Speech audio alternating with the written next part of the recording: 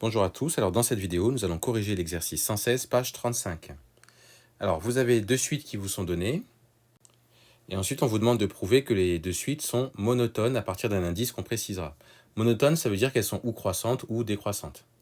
Donc, on va calculer, c'est ce que j'ai choisi de faire, d'utiliser la différence de termes, donc un plus 1 moins un, pour la première un. Donc un plus 1 moins un, ça donne... Comme je sais que j'ai un plus 1 qui est égal à un plus 2n-7, je fais passer mon un de l'autre côté, et ça me fait mon un plus 1 moins un, ça tombe bien. Et donc c'est égal à 2n-7. Alors 2n-7, à quel moment c'est positif?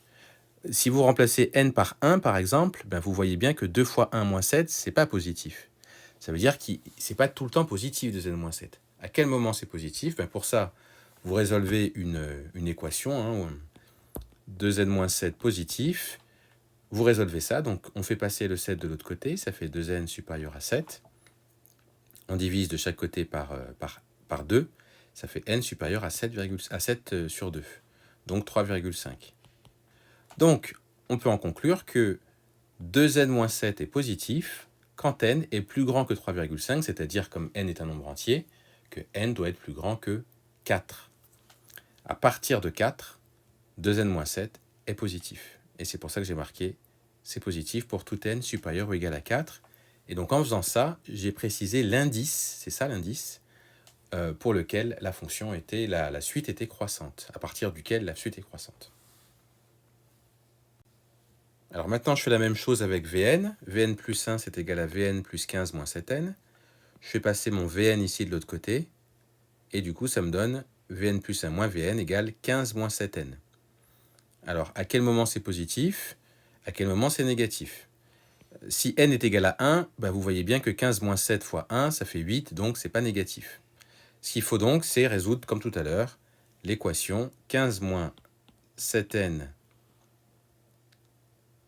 négatif pour... Parce qu'on sent bien que plus n va être grand, plus ce sera... Enfin, qu'elle va être décroissante, que ça doit être négatif. C'est pour ça que je choisis ici négatif et pas positif. Parce que je sais déjà qu'elle va être négative à partir d'un certain rang. Donc c'est pour ça que je fais ça. Enfin, c'est pas qu'elle va être négative, c'est que la différence va être négative.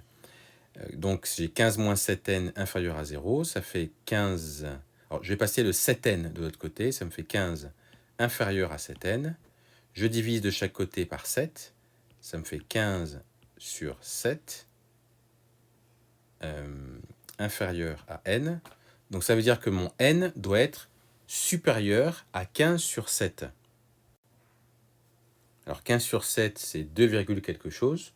Donc ça veut dire que mon n, puisqu'il doit être plus grand que 2, quelque chose, et que mon n est un nombre entier, c'est forcément au moins égal à 3. Voilà pourquoi j'ai marqué ici que 15 moins 7n est négatif à partir de n supérieur ou égal à 3. Ce qui signifie donc que notre suite est décroissante en tout cas, elle est strictement décroissante pour tout n supérieur ou égal à 3, parce qu'après, la différence ne sera que négative. Alors, je précise simplement, Vn n'est pas strictement décroissante sur tout n. C'est à partir de n supérieur ou égal à 3 qu'elle est tout le temps décroissante.